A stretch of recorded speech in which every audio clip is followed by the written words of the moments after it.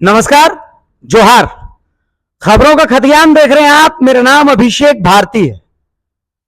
एक विवाद है और उसी विवाद की परत दर परत ढूंढते ढूंढते कहते हैं कि when in confusion ask to those who are knowledgeable, यानी जब भी शंका हो तो शंका का समाधान उनके पास ढूंढें जिनके पास जानकारी हो। अब जानकार लोगों से ही पूछते हैं। अभी जिस समस्या की मैं बात कर रहा हूं वो समस्या यह है कि कुर्मी समाज क्या आदिवासी है या फिर नहीं है। इसी समस्या के समाधान के लिए मैंने कई जानकार लोगों से बातचीत की। एक और जानकार शख्स मेरे साथ हैं, लक्ष्मी नारायण सिंह मुंडा साहब मेरे साथ हैं। सही बोला मैंने? लक्ष्मी नारायण सिंह मुंडा। बहुत स्वागत है लक्ष्मी नारायण जी आपका। मेरा सवाल यही है, आपको क्यों लगता है कि कुर्मी, मैं कुर्मी की बात नहीं कर रहा, कुर्मी आदिवासी नहीं है? आप हमेशा ये कहते हैं, क्यों? लेकिन नहीं है। आदिवासी कोई बोलने से आदिवासी नहीं हो जाता है। अच्छा, आदिवासी एक रेस है, एक नस्ल है। अच्छा, और इस नस्ल में एक तो जहाँ तक अभी तक जो है आस्टेट ग्रुप, द्रविड़ियन ग्रुप, अच्छा, इस दोनों ग्रुप से ये लोग नहीं मेल खाते हैं। ये अच्छा, ये द्रविडियन से भी नहीं खाते हैं और आस्टेट से भी नहीं है। ये आर्यन मूल के हैं। ये आर्यन है? हाँ, आर्यन अच्छा, मूल के। कैसे? हाँ, बहुत सारी चीज टूटते टूटते समाज विकास करने में बहुत टूटते टूटते बहुत से होता है, लेकिन मूल आर्यन है। लेकिन इनका तो ये कहना है कि जब सिंधु घाटी सभ्यता पनप रही थी उससे पहले दामोदर नदी के किनारे एक राढ़ सभ्यता पनप रही थी। उसी राढ़ सभ्यता को आगे के वाहक है कुर्मी। फिर वो बात बोल रहा हूँ, कुर्मी की बात नहीं कर रहा, कुर्मी की बात। उसको भी मैं बता दूंगा, कुर्मी पर ही बात करूंगा। दरअसल होता है क्या, अक्सर हम देख रहे हैं इन लोग दवा करते हैं हम लोग 65,000 साल पहले का सराड़ सभ्यता है। आम सामान्य जानकार लोग जो थोड़ा इतिहास को जानते हैं, शोध करते हैं, मानव सभ्यता का जो विकास का दौर है, विकास मतलब आधुनिक विकास का दौर, आधुनिक विकास का दौर ही 4,000 साल से पहले नहीं है। ठीक है। और ये 65,000 साल बोल के अगर किसको क्या साबित करना चाहते हैं, आप समय में आपको बता दूं, मनुष्य का संगठित ढंग से जीवन रहा, संपूर्ण मानव जाति का संपूर्ण जीवन ही रहा है आखेट, और आखेट ही उसका जिंदगी लंबे समय तक रहा है। लगभग 70,000 साल 72,000 साल तक इंसान मानव जाति आखेट से निर्भर रहा है। और उसके बाद 12,000 साल, उसके बाद का जो 12,000 साल है, यह कृषि और पशुपालन कर रहा है। ठीक है। और उसके बाद ये जो 500 साल हम लोग जिस दौर में है, ये औद्योगिकरण और संगठित ढंग से औद्योगिकरण का साल रहा है। तो ये सभ्यता कहाँ से? सारी सभ्यता कौन सबसे पुरानी सभ्यता? मिस्र सभ्यता, मेसोपोटामिक सभ्यता, सिंधु सभ्यता, रोम सभ्यता, चीनी सभ्यता, कौन सभ्यता है? कहाँ ये सब सभ्यता बोल के यहाँ पर बोले? सभी सभ्यताओं का दौर 4,000 साल से है। अलग से एगो राढ़ सभ्यता बोलने से राढ़ सभ्यता थोड़ा हो जाता है। इन सभ्यताओं से पहले भी तो कोई सभ्यता होगी ना, मतलब जिसके बारे में लिखा नहीं गया। देखिए, मानव सभ्यता का जो विकास का दौर, मैंने कहा इंसान 2 लाख 2.5 लाख साल पहले आया दुनिया में, थिएंडर मानव से लेकर सेपियंस से लेकर आज भी जारवा है। आप ज्यादा सुन नहीं चाहिए, जारवा जाती है ना अंडमान में, आज भी देश के अंग है।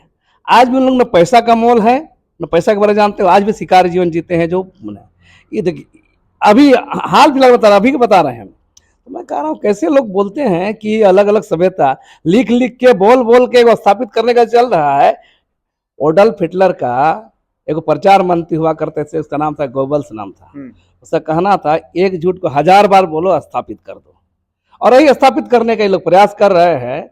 इसका कोई इस आधार नहीं है।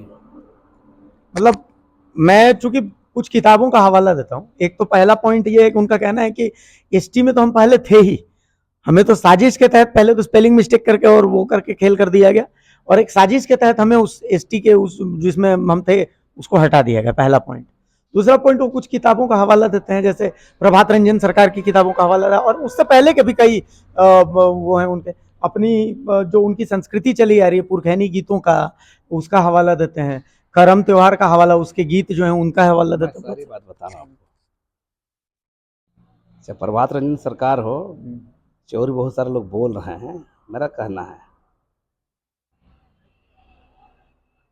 आप बोल रहे हैं कि लोग आदिवासी थे। ब्रिटिश जो था वो शासन कर रहा था यहाँ पर, और शासन करने के क्रम में जातियों को चिन्हित किया था कि यहाँ कौन कौन मूल जाति है। उसमें आरक्षण नौकरी का मामला नहीं था। ठीक है। ये आरक्षण नौकरी का मामला नहीं था। और उसमें जो लिस्टिंग की थी कि कहीं नाम दिया, एबोरिजिनल नाम दिया, कहीं प्रिमिटिव नाम दिया, है ना, तो ये सब नाम देके ये सब जो लिस्टिंग किया गया था, आप 1900 तो उसको बाद में ये सुधार के संविधान ST SC OBC का निर्धारण तो आपको 1950 में हुआ है। अच्छा, तो फिर ST बोल के कहा हम उसमें एबोरिजिनल, और ये अपने आप को एब्रोजिनल इंडिजिनस ही कहते हैं। अब बोलने भर से कुछ हो जाता, आज तक इन लोग का TRI रिपोर्ट तक इन लोग का सही नहीं हुआ। दरअसल इन लोग का पूरा जो खेल है ताकि पॉलिटिकल प्रेशर बनाए, दबाव बनाए, तो हम पॉलिटिकल पार्टियों को, वोट बैंक का जो राजनीति है सभी पार्टियों के साथ कंप्रोमाइज मोड में आए। और देखिए देश के अंदर सबसे बुरा स्थिति, बहुत सारे पॉलिटिकल ढंग से फसल ले जाते हैं, सच्चाई ढंग से नहीं, जो पॉलिटिकल ढंग से वोट बैंक के लिहाज से। और कौन बनाती नीति है? पॉलिटिकल पार्टी बनाती है। पॉलिटिकल पार्टी का प्रेशर करो, उसे नीति बनाओ, बनवा लो। एक पॉइंट ये भी आता है, पर्सनल है थोड़ा सा। आपका पूरा नाम लक्ष्मी नारायण सिंह मुंडा है। ये जो सिंह शब्द बीच में आता है, ये कहते हैं कि ये तो आर्यन टाइटल लगाते हैं, मतलब ये सिर्फ आर्यों के पास ही सिंह। नाम भी ऐसे है, तो नाम से क्या है? नाम भी क्या है? नाम देखिए मेरा कहना, हम कहाँ बोल रहे हैं, हम ये रिलीजन का सवाल हम अब यहाँ नहीं कर रहे हैं, मैं रेस की बात कर रहा हूँ। ये लोग क्या चाहता है, धर्म का लाइन में, इस लाइन में ले चलिए, अब परंपरा रूढ़ी पर। मैं कह रेस की बात कर रहा हूँ, मैं रेस का बात कर, बार बार मैंने कहा है नस्ल। ये ट्राइबल एक रेस है, उस रेस में नहीं है इन लोग आर्यन ग्रुप है। अच्छा, और आप बताइए, बंगाल में जाए बंगाली हो जाते हैं, उड़िया में जाते हैं उड़िया हो जाते हैं, बिहार तरफ जाते हैं बिहारी हो जाते हैं, है ना, छत्तीसगढ़ तरफ छत्तीसगढ़िया हो जाते हैं। तो आप बोलिएगा अपना आइडेंटिटी। दूसरा बात बता रहे हैं, आज इन लोग बोलता है, हम तो शुरू से लिखे हैं, बहुत पहले से लिखे हैं, इन लोग को अफीम खेती, सब्जी खेती करने के लिए लाया गया था, और ज्यादा ये सब ज्यादा इन लोग को तो। अच्छा, दूसरा बात बता रहे हैं, मूल रूप से मैंने कहा इतिहासकार जॉनसन बुक में भी है, हफसन जफसन के बुक में भी हम बोले हैं, इसके उदाहरण दिए हैं, लिखे हैं भी हैं। कुनबी कुर्मी केरल का मालाबार तट के आसपास के प्रजाति लोग हैं, मूल रूप से यहाँ से हैं। बाद में एक चोर आता है कि मराठा मूल के लोग हैं। जब मराठा साम्राज्य उत्तर भारत से लेकर अफगानिस्तान से कुछ करता था, उस दौर में कुछ छूटे हुए सैनिक लोग हैं, बंगाल का नवाब के डर से जंगल में घुसल में जो आदिवासी परंपरा का निर्वाह किए, ये लोग टोटमी की जो कुर्मी बोलते हैं ना, वही लोग हैं जो आदिवासी के साथ अपना जीवन निर्वाह किए, इसलिए वो लोग अपने को बोलते हैं। लेकिन लोग बोले कि आदिवासी रेस नहीं है इन लोग। अच्छा, ये लोग यही है 1600-1700 आसपास के पास है। बंगाल का नवाब अलीवर्दी खां था, उस समय जो मराठा सैनिक जो आगे बढ़ा था और पीछे हट रहा था, बंगाल का की झारखंड के इलाका में फंस गया। यही लोग का लोग ये खुली बहस की चुनौती देते हैं, मतलब अरे जब बोले हम बहस में तैयार हैं, देखिए बहस का थियोलॉजी का देखिए बड़ा सार्थक बहस। हाँ सब होना चाहिए। देखिए एक चीज बता रहा हूं आपको, एक तो ऐतिहासिक कारण जो हम गिना दें, 1996 में देश का पार्लियामेंट में पेशा कानून बिल लाया गया था। ठीक है। और उसमें कुर्मी सांसद लोग भी थे, कुर्मी सांसद लोग थे, रामटहल चौधरी थे, और ये आपका संजय महतो जी थे। उस समय पास हो जाता है, पास ये कि पंचायत जो बनेगा, पंचायत चुनाव में आरक्षण होगा। 96 में पास होता है, राज्य 2000 अलग हो जाता है। झारखंड राज्य बनने के बाद झारखंड राज्य पंचायत अधिनियम के तहत एकल पद में मुखिया, प्रमुख, जिला परिषद अध्यक्ष का होता है। सबसे ज्यादा विरोध कौन लोग किए? रामटहल चौधरी साल में तो पूरा देश, मैंने पूरे झारखंड में धुआं उड़ा दिए लोग, धुला उड़ा दिए एकदम, विरोध करते करते कि नहीं आदिवासी आरक्षण नहीं चाहिए। एक तरफ आदिवासी बनने की बात करते हैं, एक तरफ पंचायत में आदिवासी एकल पद का आरक्षण का विरोध करते हैं। ये लोग यहाँ शिवाजी का मूर्ति लगाए हैं। आप वहाँ देखिए, आपका ये आपको बोलते हैं, अरे भाई उसका नाम है जो शिवाजी समाज का स्थापना किया था विनोद बिहारी महतो जी, वो क्यों स्थापना किए थे? आपको यहाँ पर सिल्ली जो ग्राम विकास स्कूल में लोग शिवाजी महोत्सव मनाते थे। तो आप सब तरफ से इधरों करिएगा। अभी कल पर सुप्रीम कोर्ट गया है, आपका चंद्रप्रकाश चौधरी हाँ, ओबीसी आरक्षण पर। हाँ। अब ओबीसी आरक्षण की बात करिएगा, आदिवासी आरक्षण का विरोध कीजिएगा, ओबीसी की लड़ाई लड़िएगा, तो ये दोहरा मानदंड कैसे है? मैं सूर्य सिंह बेसरा की किताब पढ़ रहा था। सूर्य सिंह बेसरा मानते हैं कि ये कम्युनिटी जो है ये एब्रोजिनल कम्युनिटी, इंडिजिनस कम्युनिटी है, वो अपनी किताब में। सूरज सिंह बेसरा बेसहारा हो गए हैं। अच्छा, अपना चुनाव क्षेत्र में कुरी बहुल इलाका है और उस वोट बैंक को साधने के लिए ये सहारा ले रहे हैं। इस सब को हम जान रहे हैं को मामला है। उस मेरा क्षेत्र, हमारे क्षेत्र में तो कुर्मी बहुल इलाका है। मेरा तमाड़ में भी कुर्मी वोटर डिसाइड करता है। मेरा अपना जो कॉन्स्टिट्यूशन विधानसभा है, हाँ, तमाड़ विधानसभा कुर्मी वोटर डिसाइड करता है। लेकिन वोट बैंक के लिए आज सच बोलना, अबे कुर्मी जाति समुदाय का, कुर्मी जाति समुदाय का, महत्व जाति का बेहतरी के लिए क्या क्या हो सकता है, इस पर बात करें समाज के लोग। तो ये समुदाय आप कहता है, इनका ये कहना है कि ठीक है, जब आप रीलिस्टिंग की मांग नहीं करेंगे तो फिर हम डीलिस्टिंग की मांग करेंगे।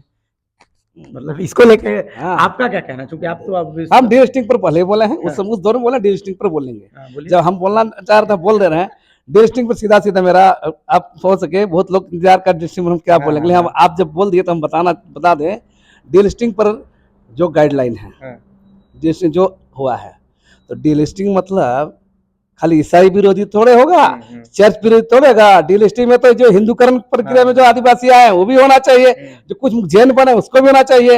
यहाँ तो सरकार का जो लिस्ट है 86 लाख आदिवासी में कुछ लोग मुसलमान भी बने हैं, कुछ ईसाई बने हैं, जो नेचर का पूजा करते हैं उसके लिए रहे सरना के जो है। बाकी डीएसटी मतलब ईसाई विरोध नहीं, डीएसटी मतलब ही जो वनवासी कल्याण करने वाला 23 तारीख को रैली कर रहा है ना, 23 नवंबर को। ये संदीप लोग बगल में तो संदीप उराव लोग, तो इन लोग को जाना चाहिए। खाली जी आप गोद में आरएसएस से वनवासी कल्याण करते गोद में बैठ करके चर्च को निशाना बनाने से नहीं चलेगा ना, इधर भी करिए ना। आदिवासी जिस का बात हो रहा है डीलिस्टिंग बात, जो कार्तिक उराव जी बात किए थे, जो नेचर को जो पूजा करता है, नेचर को मानता है, रूढ़ी परंपरा को मानता है, वही लिस्टिंग में रहेंगे। बाकी सारे लोग को डीलिस्टिंग करा, तो डीलिस्टिंग मामला ये भी होना चाहिए ना। खाली एक तरफा कल चर्च के नहीं होगा, इधर करना होगा ना। हम सहमत है इस पर। हाँ, जिधरे हो जो कुछ ट्रैक से बाहर है, पटरी से बाहर है, सबको डीलिस्टिंग किया जाए। चलिए, तो ये लक्ष्मी नारायण सिंह मुंडा साहब हैं, देखिए, और इन्होंने सार्थक बहस की चुनौती को स्वीकार किया। उन्होंने कहा कि सार्थक बहस के लिए आप आमंत्रित हैं, लेकिन थेथोलॉजी नहीं चलेगी। आप लॉजिकल बात कीजिएगा, लॉजिकल जवाब लीजिए। आपके पास अगर कोई लॉजिकल सवाल है तो उन लॉजिकल सवाल को आप यहाँ कमेंट्स में भी हमारे डाल सकते हैं।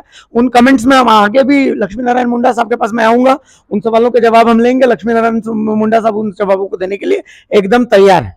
हर मुद्दे पर हमने कोशिश की इनसे बात करने की, और बहुत क्लियर कट बात की। बहुत सारे ऐसे मुद्दे थे जिनके जवाब आपको लग रहा था, बहुत सारे लोग कमेंट्स कर रहे थे, लोग पूछ रहे थे कि भाई किसी ऐसे नेता के पास जाइए जो कि इन सवालों के जवाब दे सके। देखिए, हम पहुंचे हूं, और भी कई लोगों के पास जाएंगे। मुझे इनकी जानकारी का मुझे बहुत, मैं इनसे प्रभावित हुआ, और यही कारण था कि मैं इनके पास पहुंचा हूं। बहुत शुक्रिया लक्ष्मी नारायण सिंह मुंडा साहब, आपने अपना वक्त दिया। आगे भी कुछ सवाल ऐसे रहेंगे, मैं आपके साथ पहुंचता रहूंगा। लेकिन फिलहाल चैनल को लाइक कीजिए, सब्सक्राइब कीजिए, इस वीडियो को शेयर कीजिए, देखिए परिजनों तक पहुंचाइए। जोहार, नमस्कार।